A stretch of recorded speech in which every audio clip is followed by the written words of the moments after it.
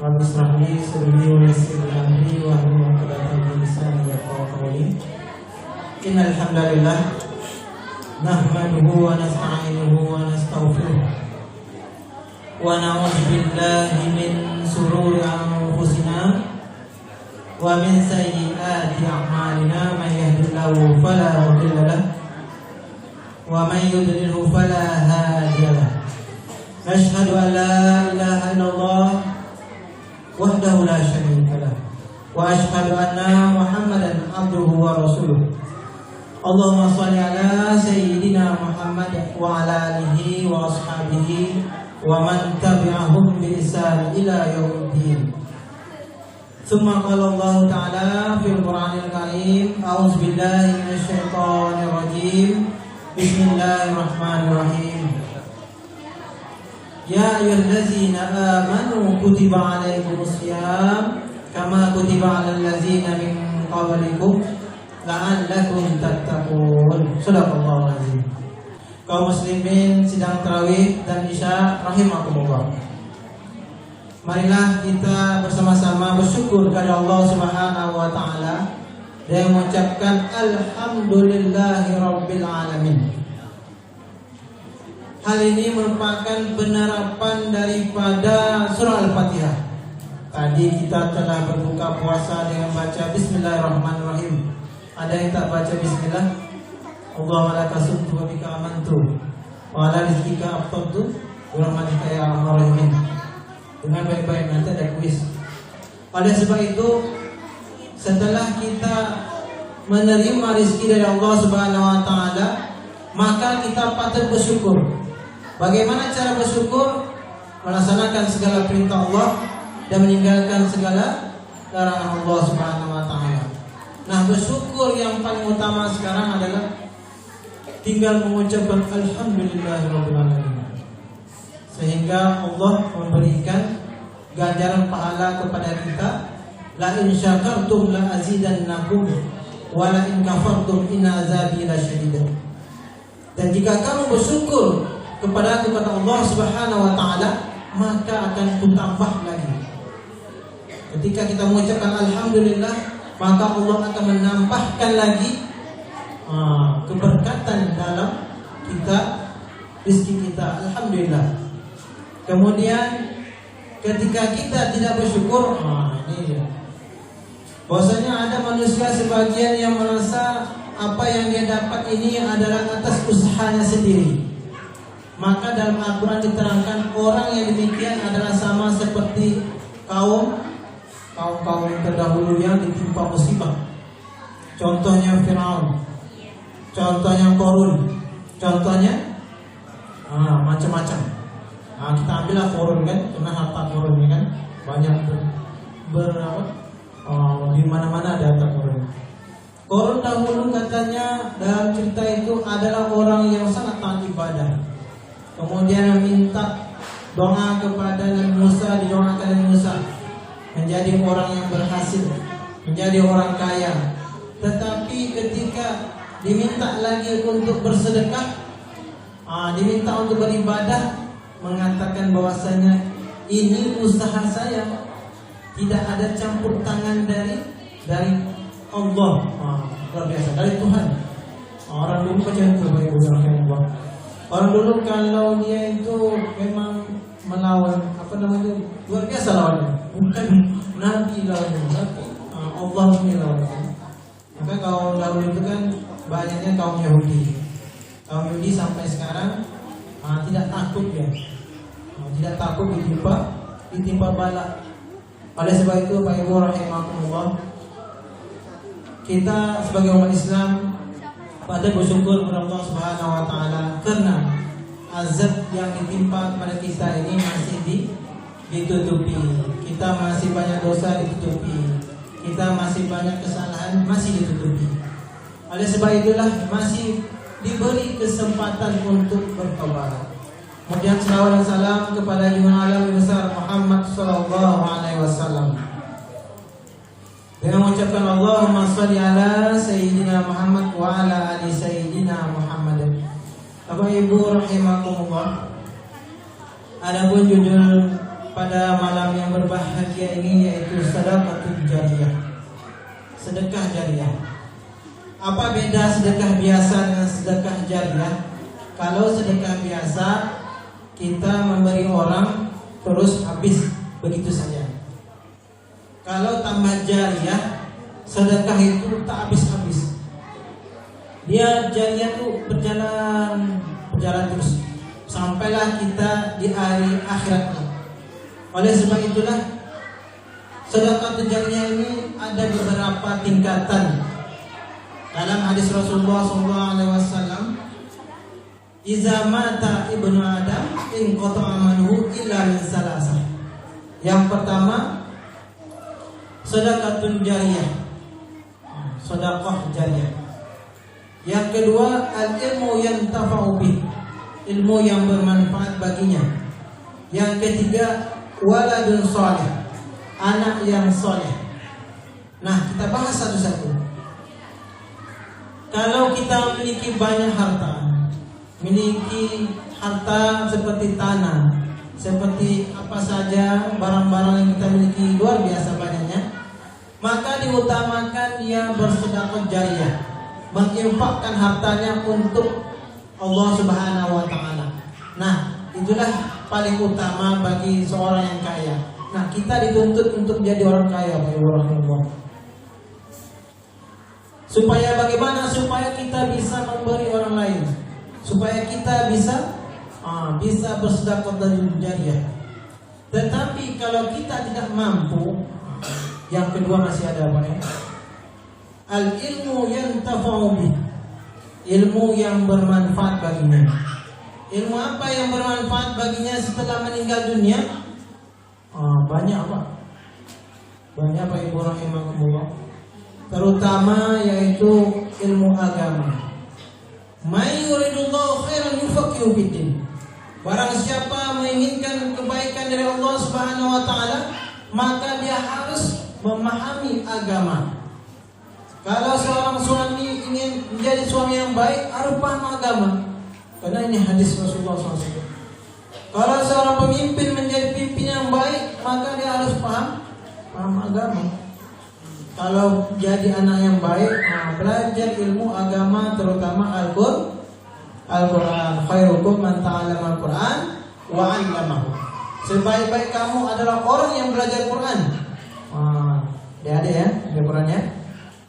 Dan mengamalkannya kepada orang lain. Artinya ketika dia dapat ilmu dari Al-Quran, contohnya surah Al-Fatihah, minimal seorang itu bisa baca Al-Fatihah dengan lancar, dengan betul tajwid dan sebagainya. Nah, ketika dibaca setiap sholat oleh anak kita ini Pak Ibu rahimahullah, maka setiap itulah kita mendapatkan pahala jariyahnya. Kalau ayah mengajarkan anaknya kan, luar biasa. Jangan sampai Ustaz ngajar Fatihah yang pertama, karena yang pertama itu orang tuanya, supaya mereka nanti mendapatkan sedekah amal jariyah, amal yang langsung berterus-terusan, tidak akan putus ketika meninggal dunia. Artinya ketika seseorang itu telah meninggal dunia kan tidak bisa melakukan amal soleh.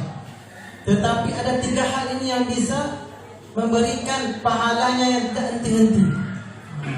Nah, yang ketiga yaitu kalau tidak mampu juga lah, tidak mampu, terlalu sibuk mengajarkan anak Al-Quran ataupun Al-Fatihah pun tak sanggup karena terlalu sibuk bekerja. Yang terakhir ini adalah waladun soleh, anak yang soleh. Kadangkala orang tuanya sibuk tak pernah sholat, tapi ingin anaknya jadi orang yang baik, terus dimasukkan ke dalam pesantren, jadi anak soleh. Ada apa Ibu? Silakan. Karena itu adalah usaha. Ketika anak ini dia di dalam pesantren mendoakan anaknya, orang tuanya mendoakan orang tuanya, ya Allah, orang tuaku rajinlah sholat, ya Allah, orang tuaku ini sibuk kali tak ingat Allah. Selalu doa aja Pak Ibu ya. Apalagi pesantren tahfiz Quran, maka dia akan dikabulkan Allah Subhanahu wa taala. Oleh sebab itu Pak Ibu rahimahullah, rahimahullah dalam firman Allah Subhanahu wa taala, "Man dzalladzi yuqridullaha qardan hasanan fayudha'ifahu lahu adafan katsira." Barang siapa yang mau memberi pinjaman kepada Allah, pinjaman yang baik, maka dia akan dilipat gandakan pinjaman itu yang banyak. Maksudnya apa? Ketika kita memberikan pinjaman, kata Allah, pinjaman bukan minta. Apa yang dipinjam? Uang. Apa yang dipinjam? Harta. Untuk apa? Untuk agama ini. Dipinjam Pak Ibu, bukan diminta. Kita ngasih itu kan dipinjam. Artinya nanti akan dikembalikan. Kalau bahasa Allah itu, man dzalladzi yuqridullaha qardan hasanan. Yuqridu, meminjamkan kepada Allah pinjaman yang baik, maka akan diganti oleh Allah Subhanahu wa taala adafan katsira, berlipat ganda banyaknya. Artinya nanti akan mendapatkan apa yang kita pinjam tadi. Meminjam harta, meminjam waktu. Waktu boleh baik. Waktu untuk sholat, pinjam Allah sebentar 5 menit untuk sholat wajib. Atau sunnah mungkin 2 menit. Kemudian Allah akan ganti nanti waktu kita itu digunakan untuk apa. Maka ketika seorang itu nanti meninggal dunia, inna awal hisab yaumul qiyamah as-shalah. Sesungguhnya yang pertama yang dihisab di hari akhirat adalah as-shalah. Kalau salatnya baik, maka baik Pak Ibu rahimahullah. Oleh sebab itulah, kalau kita sudah meninggal dunia, tak ada lagi yang dapat kita harapkan lagi. Yang 3 tadilah yang kita harapkan. Nah, orang di dalam kubur telah diceritakan dalam Al-Quran Pak Ibu rahimahullah. Apa ceritanya? Orang dalam kubur itu ingin kembali di dunia ini. Tujuannya apa? Untuk bersedekah. Dalam Al-Quran Allah berfirman, "Yaqulu ya Rabbi laula akhartani ila ajalin qarib fa asaddaqu wa aku minas shalihin." Ya Allah, seandainya diberi waktu tangguhan sebentar saja kembali ke dunia ini, untuk aku fa asaddaqu, untuk aku bersedekah. Bersedekah, apalagi sedekah jariyah. Wa aku minas shalihin, dan aku akan menjadi orang yang saleh. Nah, ada pertanyaan, kenapa tidak sholat dulu? Kenapa tidak sholat dulu? Ternyata sedekah ini, orang dalam kubur mengharapkan sedekah itu jariyah tadi. Amal yang ketika dikasih, dia berkepanjangan seperti seorang yang telah bekerja dan pensiun. Tak bekerja dapat uang pensiun. Begitulah maksudnya sedekahun jariyah. Oleh sebab itu, kalau Bapak Ibu rahimullah, makin banyak hadis. Ada lagi hadis mengatakan, inna sadaqah la tudfi'u an ahliha harul kubur. Sesungguhnya sedekah itu bisa memadamkan, bisa mengurangi siksaan dalam kubur. Jadi kalau kita memiliki keluarga yang kira-kira dia dahulunya banyak kesalahan, maka kita kasih uang kepada masjid. Tolong Pak Imam, doakan keluarga saya ini supaya diampun dosanya. Al-Fatihah kan. Alhamdulillah.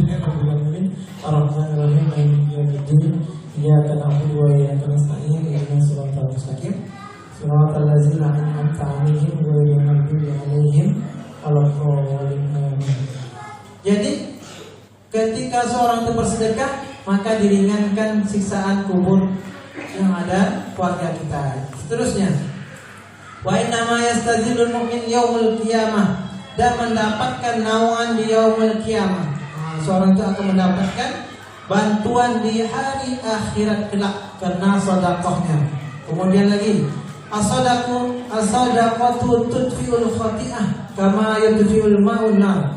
Sedekah itu bisa memadamkan kesalahan, menghapus kesalahan, sebagaimana air bisa menghapus, memadamkan api. Jadi kalau kita bersalah kepada orang lain, Bapak Ibu rahimahullah, tidak dikenal di mana nih orang yang pergi kemana, silakan disedekahkan harta untuk dirinya. Ini harta untuk dia. Untuk apa? Untuk memadamkan kesalahan kita. Tudfi'ul khati'ah, menghapus kesalahan. Kama yudfi'un nar, kama yatumul ma' an-nar, sebagaimana air itu memadamkan api, memadamkan api, begitulah menghapus dosa kita. Kemudian wal hasadu ya'kulul hasanat kama ta'kulun naru hatab.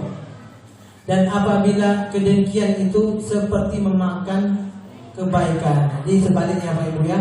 Kalau kita dengki, dia akan makan kebaikan kita. Sebagaimana dia ta'kulun nar al-hatab, sebagaimana api makan kayu. Nah, jadi bahaya Pak ya. Kalau dengki itu bisa memakan kebaikan kita sebagaimana api memakan kayu. Mungkin terakhir yaitu as-sadaqatu taruddul bala wa tutawwilul umur. Sedekah itu bisa menghalangi bala, bisa membentengi diri kita dari bala. Bala itu musibah, bencana. Wa tutawwilul umur, dan bisa memanjangkan umur. Jadi ketika kita bersedekah Pak Ibu rahmatullah, kita nih berjalan pakai motor, pakai Honda, ada orang di tengah jalan di lampu merah minta duit, silakanlah kasih, karena bisa turaddul bala, karena bisa menghilangkan bencana. Salah satunya bagaimana? Bisa jadi ban bocor dihilangkan oleh Allah Subhanahu wa taala ketika kita jalan. Tadi nak bocor tadi, ada sesuatu yang membocorkan lah, tetapi dihilangkan oleh malaikat, ditepis, paku ditepis, dihilangkan. Begitulah akan membentengi dari bala.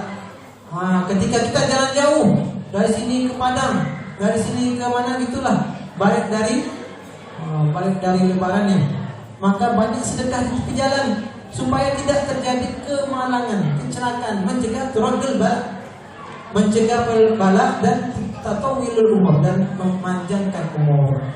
Yang terakhir, as-sadaqatu tamna'ul maitata as-su'.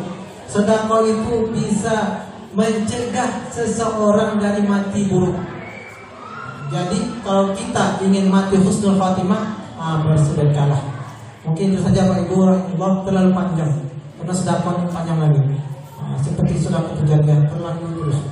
Oleh sebab itu kita terakhir kita tutup dengan kuis. Ini ada 3 kuis, ini bukan anak SD ya. 4 anak SMP, apa aja, ada SMA, kemudian apa-apa. Baiklah, untuk anak SD dulu ya. Baik, yang pertama untuk anak laki-laki dulu lah ya. Arija lupa wamuna nesa, laki adalah pemimpin perempuannya. Sebutkan dalil tentang wajibnya puasa. Oke.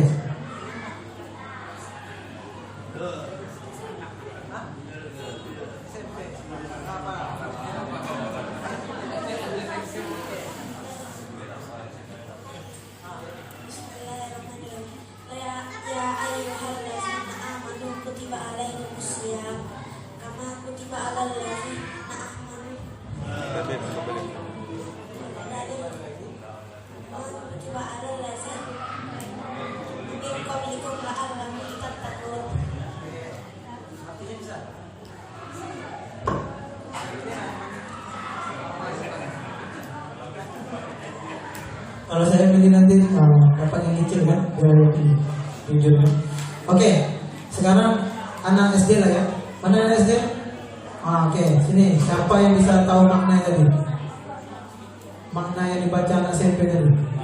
Artinya. Oh, tunggu. Tuh, tadi siapa yang duluan nih Pak? Siapa duluan? Itu kayak gini nih. Ulang lagi. Rubah. Cepat. Ya. Gitu ya. Sebutkan rukun Islam.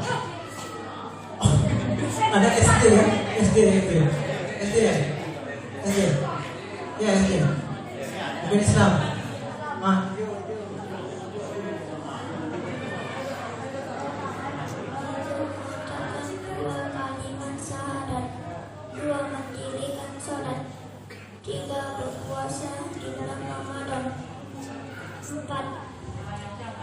Zakat bagi yang mampu. 5. Naik haji bagi yang mampu. Mantap. Nah, tunggu.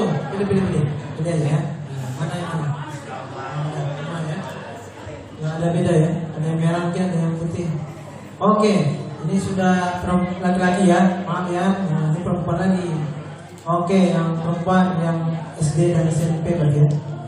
Yang SD dulu lah. Yang SD mana anak perempuan? Mantap. Ya cepat ya, tolong ikut. Nanti nggak ada marah jadi marah-marah di rumah nangis pula.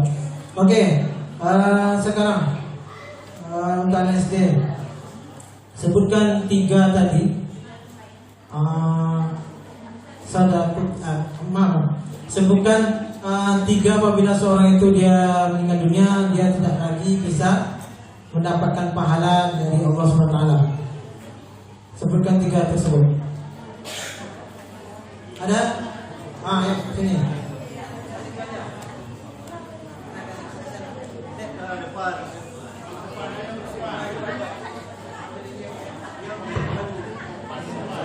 Depan, kena uangnya depan nih. Siapa tadi? Oke, itu pakai ini. Ayo, sini. Cepat sholat tarawih. Aduh, minta maaf ya. Jadi yang mana SD mana? Ini SMP. Boleh senang. Nah, udahlah, SMP sama ya. Tadi sebutkan 3 tadi, siapa yang menjawab?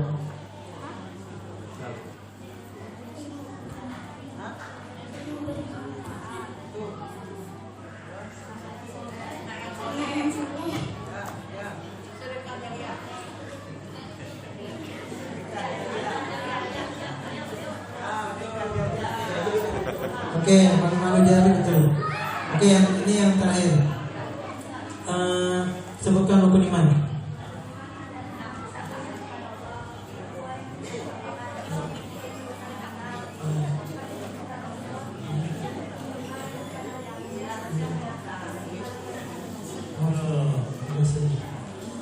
Itulah dia, semuanya sudah mendapatkan kebahagiaan. Yang lain rajin-rajin sholat ke masjid supaya dapat hadiahnya. Segala mohon maaf. Assalamualaikum warahmatullahi wabarakatuh.